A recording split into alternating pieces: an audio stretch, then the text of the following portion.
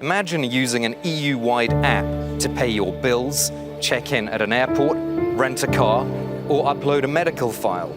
You log in with a unique lifelong ID number.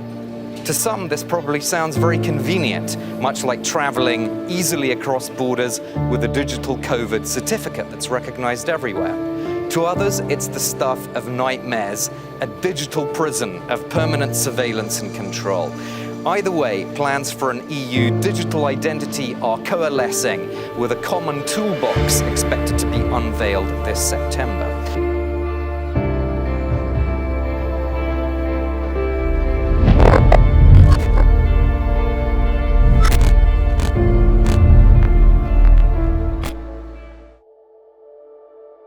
Water is essential for all life. Without it, we would cease to exist. But what if your ability to access water could be manipulated and even restricted? What if a trip to the grocery store meant complying to a set of rules? Or what if filling up at the gas station came with strings attached? Would you violate your conscience?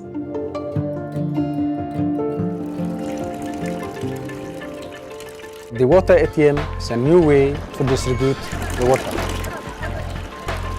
Everyone in Harado has got one of these tags. When a tag is held to the water ATM, the water comes down. It's as simple as that. Our mission is to banish checkout lines for good. You can simply walk in, check in when you enter, pick up whatever you want, and simply walk out. Zip-ins. And then you do your left palm. Okay. It's not a TSA checkpoint or the entrance to a high security area. Enter the phone number linked to that Amazon account. It's grocery shopping at Whole Foods. This palm scanning payment option is one big change the tech giant has brought to Whole Foods. It's already in 20 stores, and it's rolling out to 65 more soon. National Fuel Pass is a system that assigns a personalized, unique QR code for consumers, enabling equitable access to the country's fuel supply through a quota allocation system.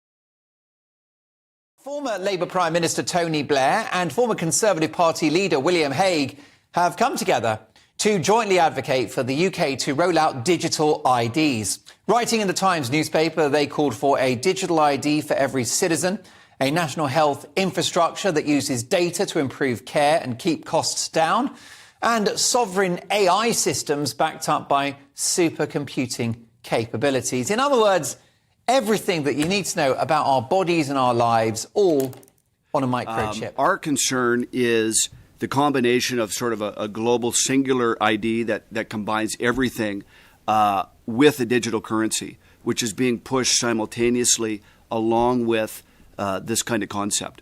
So our concern is that you get to the point where it's very easy to literally flip a switch and prevent you from participating in society. Imagine a future where artificial intelligence watches you try and charge your electric vehicle or put fuel in your old car and decides you've already emitted too much CO2 this month. Result, no power or fuel for you.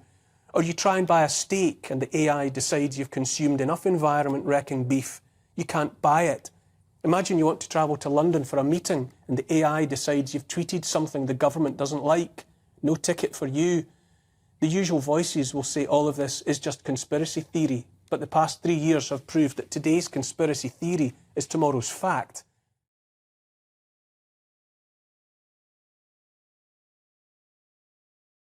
We stand at the divide between a free personal enterprise future and a digital surveillance age. If nothing is done to stop this bill, government will sit in the middle of every interaction Australians have with each other and with the world. And it achieves this in the same way China does, by creating a digital identity that forms a central part of a person's life. You can call it a license to live. To shop online, you'll have to use your digital ID to prove you are who you are.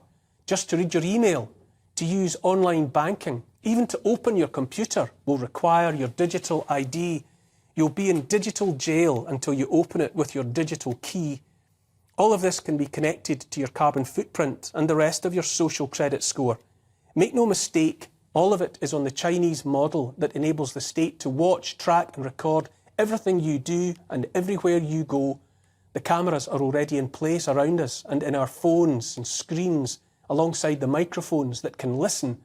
All of this can be tied to a central bank digital currency, not actual money you can hide under the mattress, just a digital credit rating monitored before any and every transaction.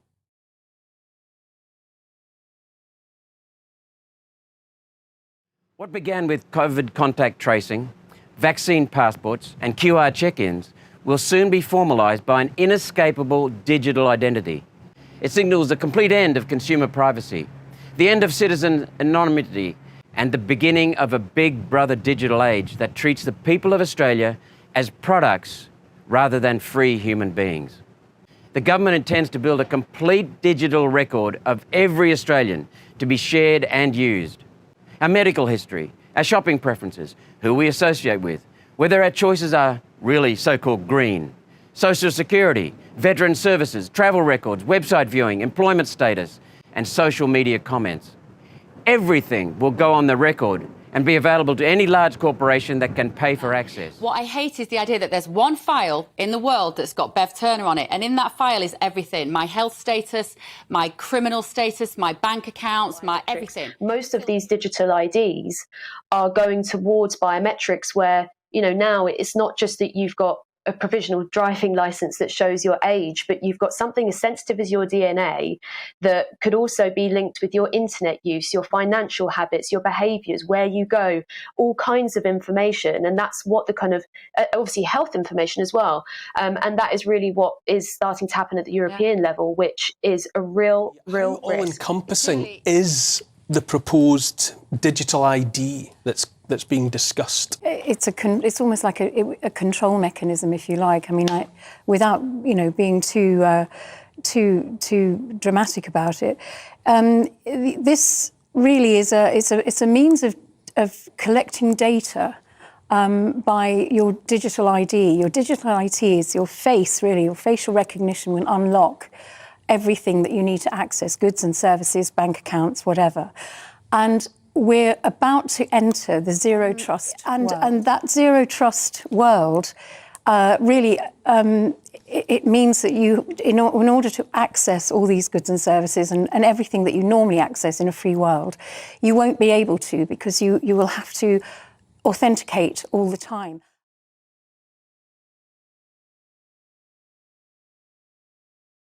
How much of the infrastructure is already there? You know, you talk about facial recognition, you know, in terms of the cameras that will do this all around us. I know they're on the phones and on the screens. Is all there waiting for a green light? It's all there. The infrastructure is there. And unfortunately, I mean, you may have noticed that in your supermarkets now, the human tills are going and you've got these self-service tills. Well, with those self-service tills comes facial recognition. You will be given your carbon credits, and when those are done, when you've expired them, maybe you've bought too much, whatever, they don't like meat or whatever. The biometrics in the supermarkets, and there will be biometric doors eventually. That's what Tesco's are looking at the moment. Those doors don't open if you're facial recognition.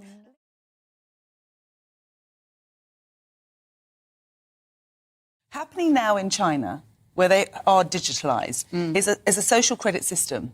So you and I, who spoke out about lockdown, we knew the damage it would be doing to our children. We knew the damage it would do to our healthcare. We knew the damage it would do to our society and to our funds. And we're in this state because of what they did to us over lockdown. You and I would be locked up. And if we weren't locked up, we would have no social credit. You wouldn't be able to go to the cinema. You wouldn't be able to go out. You'd be completely controlled because you didn't have the same opinion of those that are controlling the digital ID. We've all heard about the Chinese model of surveillance and social credit score. So it's not paranoia, is it? It's not conspiracy theory to say that if there's the will in government to transform this into something whereby your behaviour online can be a mark against you or in your favour, That's not conspiracy theory, is it? No, it's all the facts are there.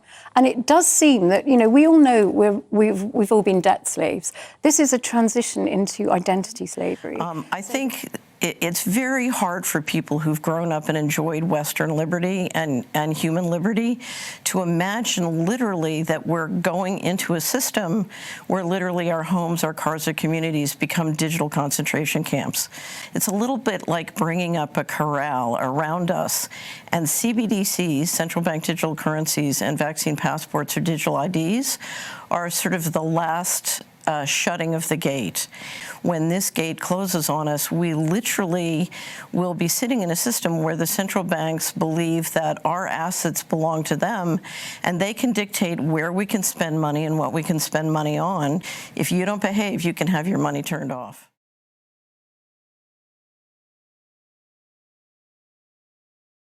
I would note that generally, we do live in a society right now that is very polarized and divided. And we're seeing governments on both sides stir up the population, where we have, the government saying, the Prime Minister, for example, saying terrible things about the unvaccinated. We have, people saying, well, if you don't get vaccinated, you deserve to die, things like this. These are examples. But the fact is that the climate is there for the government to be able to say, you know what, these people, as Justin Trudeau said, are racist and misogynist, whatever. We have to deal with how much longer do we have to tolerate these people? And when you start speaking like that, and you have an infrastructure wherein you could potentially turn the switch off on those people, to me, that's 1 + 1, and all you need now is equals 2.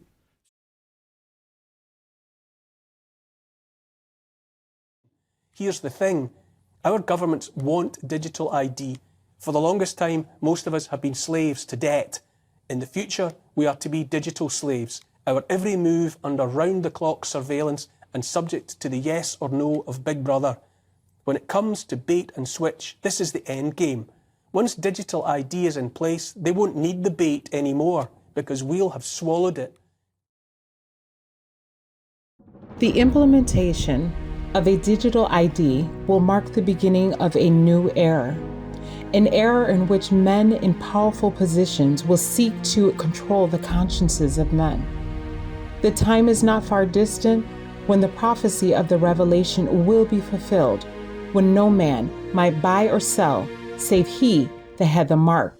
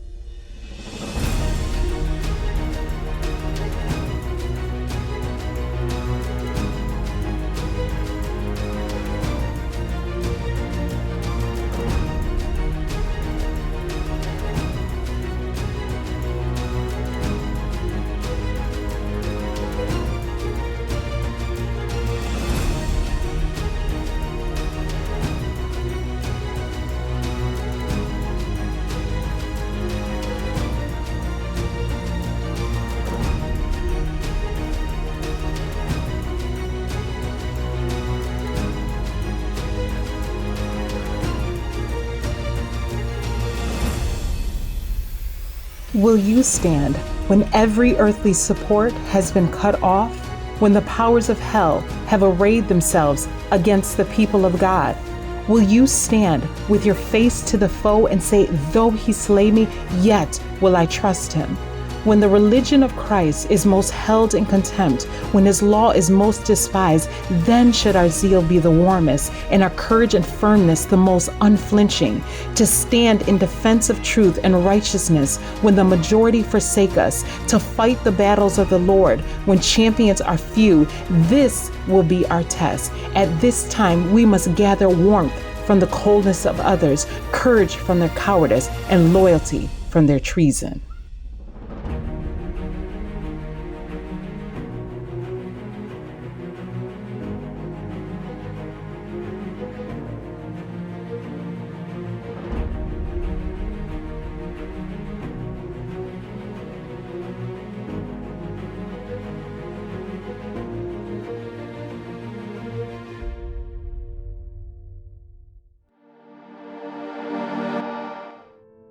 So, beloved, because I love you, I want to say this. There's coming a crisis.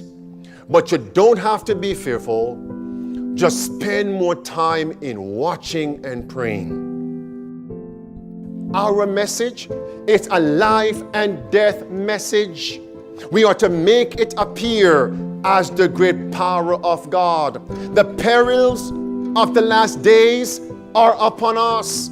In our message, in our sermons, in our Bible studies, we are to make the people know the danger they are in. Let not the solemn scenes which prophecy has revealed be left untouched. If our people were half awake, if they understood the nearness of the events portrayed in the Revelation, a reformation would be wrought in our churches. A reformation would be wrought in our churches, and many more would believe the message. If you watch and pray, you'll be prepared for the coming crisis. Why? I have not given to you the spirit of fear, but of love, power, and a sound mind. Just watch and pray. Watch and pray.